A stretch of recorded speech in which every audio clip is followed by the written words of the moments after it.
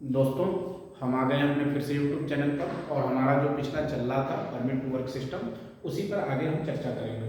तो अगली जो हमारी परमिट है कन्फाइंड स्पेस परमिट है।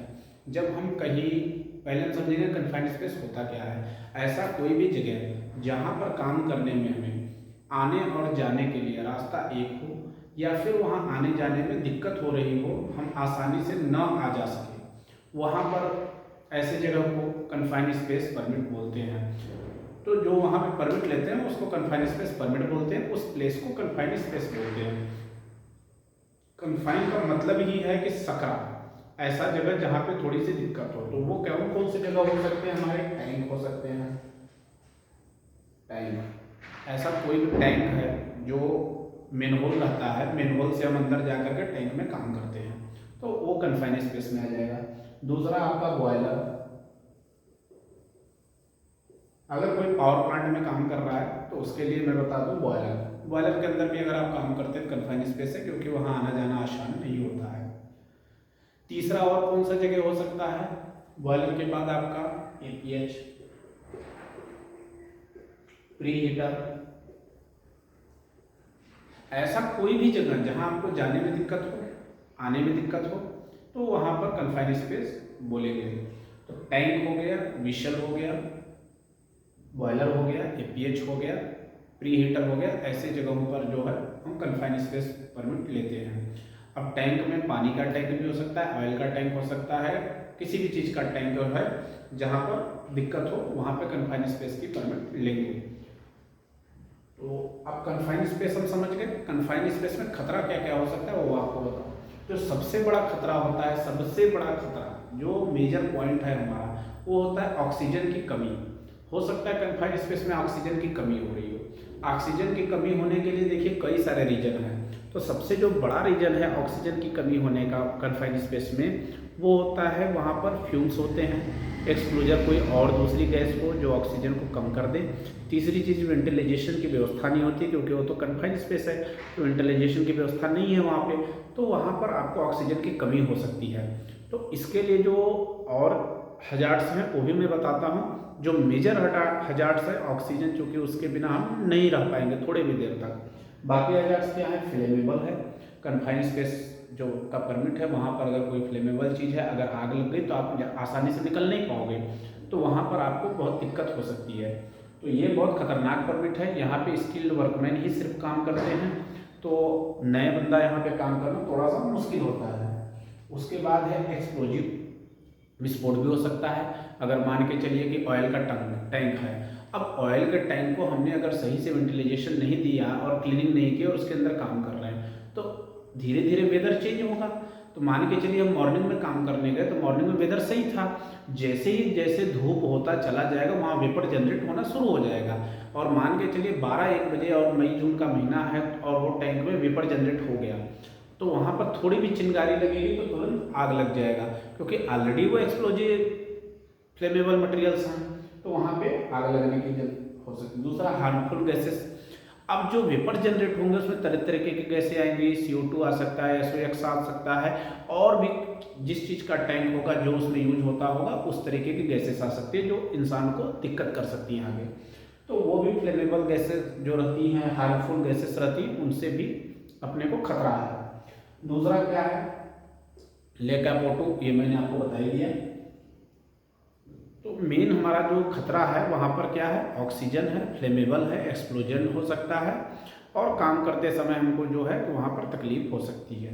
अब उसके लिए सेफ्टीज क्या है, वेंटिलेशन। अब कोई कन्फाइंड स्पेस है और वहाँ पे वेंटिलेशन नहीं है, तो काम क्या करना है, नहीं करना है, तो काम तो करना पड़ेगा, क्योंकि हम प्लांट में आए हैं तो हमें प्लांट को चलाना भी है। वो काम करने के लिए हमको सेफ्टी प्रिकॉशन लेना है। अगर वेंटिलेशन नहीं तो वेंटिलेशन प्रोवाइड करना है। वेंटिलेशन प्रोवाइड करने के लिए दो तरीका होता है। एक होता है कि हम जो भी हमारा मेन होल है, अगर दो मेन होल हैं तो सबसे बेस्ट है दोनों मेन होल को खोल दिए, एक मेन होल से हम जो है एयर की पाइप को डाल देते हैं, वो फ्रेश एयर वहाँ देता रहता है और दूसरे मेन होल से निकलता जाता है, तो उससे हमें वेंटिलेशन की दिक्कत नहीं होती और O2 लेवल भी हमारा मेंटेन हो जाता है। फिर है, अब देखिए O2 का जो लेवल है उसकी भी मैं कॉन्सेप्ट आपके क्लियर कर दूं। कई सारी इंडस्ट्रीज में बहुत सारे सीनियर से सीनियर लोग हैं, 10-10 साल के, 20 साल तक काम किए हुए लोग हैं, उन्हें ये क्लियर नहीं है कि O2 का परसेंटेज जो है कितना होना चाहिए। कितना होगा तो हम काम करेंगे, कितना नहीं होगा तो काम नहीं करेंगे। तो देखिए मैं ये बता दूं, ये स्टैंडर्ड है 19.5 से लेकर के 23.5%, मतलब 19.5 से 23.5 के बीच में अगर O2 का लेवल है तो ही हम काम करेंगे। अब कोई यहाँ पर ये सवाल उठा सकता है कि ऑक्सीजन तो जितनी ज़्यादा उतनी अच्छी, तो अगर 25% है तो हम काम कर सकते हैं। तो नहीं, ऐसा नहीं है, बिल्कुल गलत है। ऑक्सीजन जो है हमको जीवन जीने के लिए 19.5 से 23.5 के बीच का ही होता है। इससे अगर ज़्यादा है तो भी दिक्कत है, इससे कम है तो भी दिक्कत है। तो हमें ऑक्सीजन का लेवल ये देखना ही रहता है। अब ऑक्सीजन का जो लेवल है वो चेक कैसे होगा? तो ऑक्सीजन के लेवल चेक करने के लिए O2 एनालाइजर आता है। जब भी हम अपने सेफ्टी ऑफिसर को कॉल करेंगे वो O2 एनालाइजर लेके आएंगे और टैंक में डाल करके वहाँ पर आपको बता देंगे कि ऑक्सीजन का लेवल कितना है। दूसरी सबसे बड़ी बात, अगर हमने एक बार ऑक्सीजन का लेवल ले लिया स्टार्टिंग में तो क्या हमेशा वो वैलिड है? नहीं है, बिल्कुल गलत है। ऐसा कोई भी परमिट सिस्टम हमको मान्यता नहीं देता है कि हम एक बार ऑक्सीजन लेवल ले लें और कंटिन्यूअस उसी पर काम करते रहें, क्योंकि जब जब हम काम करते रहेंगे तो धीरे धीरे वहाँ पर जो है चीज़ें चेंज होती रहेंगी, और जब हमारी चीज़ें चेंज होंगी तो वेदर चेंज होगा, एटमॉस्फेयर चेंज होगा, हम काम करेंगे, उससे कुछ वेपर जनरेट होगा, फ्यूम जनरेट होगा, तो ऑक्सीजन का लेवल घट और बढ़ सकता है।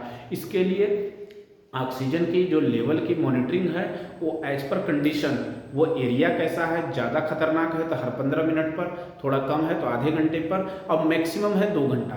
2 घंटे पर एवरी 2 आवर्स पे ऑक्सीजन का लेवल आपको लेना ही लेना है। ऐसा नहीं है कि आपने एक बार ले लिया और अब शाम को ले रहे हैं या फिर आप कल अगले दिन सुबह लेंगे, ऐसा नहीं है। आपको 2 घंटे में लेना ही लेना है। बाकी आपका अगर ज़्यादा हजार्डियस जगह है तो आप उससे कम कर सकते हैं, ज़्यादा नहीं कर सकते हैं। तो इस लेवल को आपको बिल्कुल ध्यान देना। अगर आप सुपरवाइजर हैं तो आपको ज़रूरी है ये चीज़ जानना, अगर आप वर्कमैन हैं तो भी आपको ज़रूरी है जानना, क्योंकि ये आपके भी जीवन का सवाल है। तो आपको अपनी ज़िंदगी की सुरक्षा खुद करनी है, तो आपको भी सेफ्टी चीज़ पता होना चाहिए।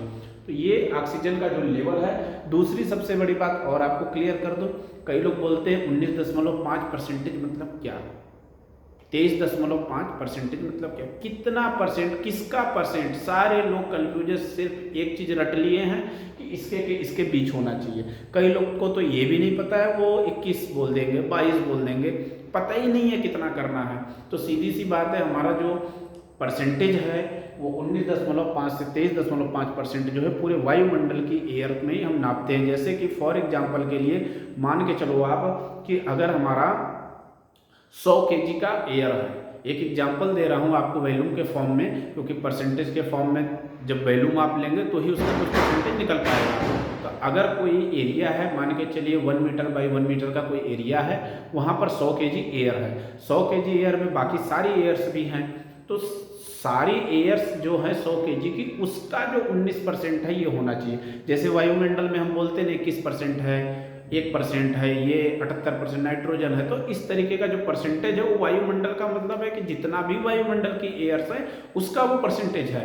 तो ऐसे ही जब कन्फाइंड स्पेस में हम काम करने जाएंगे, टैंक में, विशल्स में, बॉयलर में और APH में या फिर ESP में, और इसके अलावा और भी कहीं पर कंटेनर्स वगैरह जब आते हैं वहाँ पे काम करने के लिए, तो वहाँ का जो ऑक्सीजन लेवल रहेगा, वहाँ की जो आयु रहेगी, उसका इतना % ऑक्सीजन होना ही चाहिए, तभी जाकर के हम काम करेंगे। ये भी आपके कॉन्सेप्ट में क्लियर कर दिया, किसी को इसमें कोई डाउट नहीं होना चाहिए। सीधा सा हमारा है कोई 19 दशमलव से 23.5 के बीच में रहेगा तो ही वहाँ काम होगा। अगर ऐसा नहीं है तो हम उसको मेंटेन करेंगे, बाहर से जो है एयर डालेंगे और फिर बार बार मेजरमेंट करने के बाद फिर हम वहाँ पे काम स्टार्ट करेंगे। दूसरी सबसे बड़ी बात, अब वहाँ हमने परमिट सिस्टम जान लिया, कन्फाइंड स्पेस किसे कहते हैं, हजार्ड्स क्या है, सेफ्टी प्रिकॉशन क्या है, लेकिन अब उसके अंदर काम करने वाली टीम्स कौन कौन सी होंगी वो भी इम्पोर्टेंट है जानना। तो देखिए मैंने बोर्ड्स पे लिख दिया है आपको, अटेंडेंट, इंट्रेंट, सुपरवाइजर, वर्कमैन। टोटल 4 तरीके की टीम जाती है काम करने के लिए। अटेंडेंट होता है, इंट्रेंट होता है और वर्कमैन होता है जो वर्क ग्रुप काम करता है, सुपरवाइजर होता है। तो सुपरवाइजर से तो सबको पता है कि जो बंदा परमिट लेगा और उन लोगों की देखभाल करेगा, उन्हें सामान प्रोवाइड कराएगा, वो सुपरवाइजर हो गया। और जो टीम वहाँ काम कर रही है फिजिकल, वो वर्कमैन की टीम हो गई। अब हम ये सोचते हैं कि भाई अटेंडेंट और इंट्रेंड ये दो क्या है और इनको रखना जरूरी है क्या? बिल्कुल जरूरी है। कन्फाइंड स्पेस का जो लॉ है, जो सेफ्टी प्रिकॉशन है, उसको कंपलसरी हमको ये दोनों को रखना ही रखना है। अब इन दोनों के काम मैं आपको बता दूं। अटेंडेंट जो रहेगा वो आपके कन्फाइंड स्पेस के जो गेट हैं, गेट के जस्ट बाहर रहेगा। बाहर एक बुक लेके बैठा रहता है और वो एंट्री कर रहा है कि कितने लोग अंदर गए हैं, उनका नाम और अंदर जाने का टाइम वो एंट्री करता है। अटेंडेंट मतलब जो अंदर इंट्रेंड, जो अंदर बंदा रहेगा वर्कमैन टीम के अलावा, वो क्या करेगा कि देखेगा कि जो नीचे लोग काम कर रहे हैं वो बराबर काम कर रहे हैं कि नहीं कर रहे हैं, उन्हें कोई तकलीफ तो नहीं है। अगर उनमें से किसी को कोई तकलीफ होती है तो वो बाहर वाले को बताएगा कि ऐसी दिक्कत आ रही है, तो वो और आगे सूचित करेगा। दूसरी सबसे बड़ी बात जो है, कन्फाइंड स्पेस पे हमें ध्यान देना है कि हमारे अंदर जो टीम काम कर रही है उसको कंटिन्यूअस मॉनिटरिंग की जरूरत है। हो सकता है ऐसी कोई गैस निकले जिससे सारे लोग बेहोश हो जाएं और हम बाहर बैठे हमें पता ही ना चले। तो इसके लिए कई जगह पर क्या करते हैं, जब हमको बहुत ज़्यादा अंदर काम करना रहता है, जैसे आपकी प्यूरिफाइंग यूनिट जो होती हैं, ऑयल एंड गैस की होती हैं, केमिकल की यूनिट्स हो गई और एल्मोना पाउडर्स वगैरह की जो यूनिट्स होती है, वहाँ दूर दूर तक काम होता रहता है। तो वहाँ पे क्या करते हैं कि जो भी लोग अंदर जाते हैं उनको क्या करते हैं कि उनके कमर में रस्सी बांध देते हैं। तो रस्सी का जो मूवमेंट होता रहता है इधर से उधर, तो हमें पता चलता रहता है कि वो आदमी अंदर काम कर रहा है। अगर वो मूवमेंट काफ़ी देर तक नहीं होता है तो फिर हम अंदर जा कर के चेक करते हैं कि क्या दिक्कत है। दूसरी कई बार क्या होता है कि एक हम घंटी बाहर लगाते हैं। तो अगर हमें कुछ जानना रहता है, पता करना, तो हम घंटी बजा देते हैं, तो अंदर से कोई अगर है तो वो आवाज़ दे देता है कि हाँ सब कुछ ठीक है। या फिर अंदर भी उसका एक रस्सी रहेगा घंटी बजाने के लिए, वेल रहेगी, वेल में एक रस्सी लगी रहती है, वो रस्सी कन्फाइंड स्पेस के अंदर रहती है। अगर किसी वर्कमैन को कोई ज़रूरत है या कोई खतरा महसूस होता है, कुछ भी होता है और वो ऊपर आने में, तो उसको टाइम लग जाएगा। इतने देर तक कोई हादसा ना हो जाए तो वहीं से भी वो डायरेक्ट घंटी बजा सकता है, जिससे सुपरवाइजर को या अटेंडेंट को पता चल जाएगा अंदर क्या दिक्कत है। दूसरी सबसे बड़ी बात, अगर आप कन्फाइंड स्पेस में काम करा रहे हैं तो आपको क्या ध्यान देना है। अगर अंदर कोई घटना घट गई तो आपको डायरेक्ट अंदर नहीं कूदना है, आपको सबसे पहले अपने सुपरवाइजर को बताना है। और सुपरवाइजर का भी रोल रिस्पॉन्सिबिलिटी ये है कि वो अपने अधिकारी को बताएगा, सेफ्टी डिपार्टमेंट को बताएगा, कंट्रोल रूम को बताएगा, उसके बाद ही वो कोई एक्शन लेगा। अगर मान के चलिए आपने किसी को नहीं बताया, प्रॉब्लम आई और आप भी अंदर चले गए, तो आप भी उसके साथ सो गए। अगर कोई गैस ऐसी निकली हुई है तो आप भी गिर जाएंगे, आग लगी होगी आप भी जल जाओगे, तो पता ही नहीं चलेगा कि अंदर क्या हुआ और कोई नहीं बचा पाएगा। इसलिए आपको अंदर जाने के पहले आपको भी इंफॉर्मेशन दे के ही जाना है या फिर वेट करना है। तो ये चीज़ है। दूसरी सबसे बड़ी बात क्या है, कन्फाइंड स्पेस जब भी काम होगा तो वहाँ पे एक रेस्क्यू टीम रहेगी। उस रेस्क्यू टीम में एक्सपर्ट बंदे होते हैं जो पहले से काम किए रहते हैं और करते करते उनको काफ़ी अभ्यास रहता है, तो वहाँ पे कैसे क्या हर चीज़ का रेस्क्यू उन्हें पता रहता है। दूसरी सबसे बड़ी बात, कन्फाइंड स्पेस की परमिट कभी भी अगर हम ले रहे हैं और कन्फाइंड स्पेस में काम कर रहे हैं तो हायर अथॉरिटी जो रहेगा हमारा, हायर मैनेजमेंट रहेगा, उसको ज़रूर मालूम होना चाहिए प्लांट के, नहीं तो काम को नहीं करना है। क्यों मालूम होना चाहिए कि वो इतना रिस्की चीज़ है कि अगर हमसे कुछ छूट जाएगा तो वो हमें वहाँ पर गाइड कर सकते हैं। तो हायर अथॉरिटी जो है प्लांट का मैनेजर है, जनरल मैनेजर है, एचओडी है, एफएफ हेड है, जिसको एरिया हेड भी बोलते हैं, तो ऐसे बंदे का सिग्नेचर होना जरूरी है कन्फाइंड स्पेस की परमिट में। उसके बाद ही टीम जाके काम करेगी। तो मुझे लगता है थोड़ी सी वीडियो लंबी हो गई, लेकिन कन्फाइंड स्पेस में अभी भी मैंने आपको शॉर्ट में बताया है, और भी बहुत कुछ सीखने की ज़रूरत है, क्योंकि कन्फाइंड स्पेस जो होता है बहुत खतरनाक परमिट है। और अगर हम फैक्ट्री में काम करने आए हैं तो हमको ये सोच के चलना चाहिए कि हम जैसे आए हैं वैसे ही जाएं, क्योंकि अगर हम जीवित और सही सलामत रहें तो कहीं और काम कर लेंगे। इसलिए हमें जो है स्वस्थ रहना सबसे बड़ी चीज़ की ज़रूरत है। ऐसा भी हमें नहीं होना है कि चाहे जो हो जाए हमें काम करके देना है, ऐसा कोई कंपनी नहीं बोलती, कोई सेफ्टी का लॉ नहीं बोलता, और कोई भी आपको दबाव नहीं बना सकता किसी भी काम के लिए।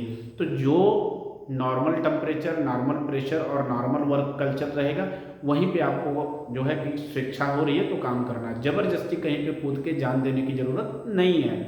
तो मेन हमारा उद्देश्य था कन्फाइंड स्पेस में आपको बताने के लिए, तो मैंने आपको बता दिया। आप सभी को एडवांस में हैप्पी दिवाली।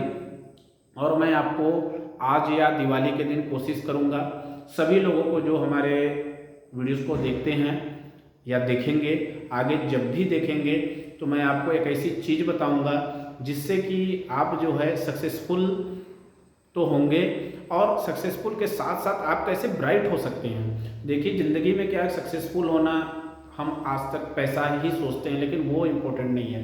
पैसा सक्सेसफुल का एग्जाम्पल नहीं है। सबसे बड़ी चीज़ क्या है कि आपका जो है बोलने का तरीका, आपके रहने का तरीका, आपके आने का, आपके जाने का, आपका एक इमेज बनना चाहिए।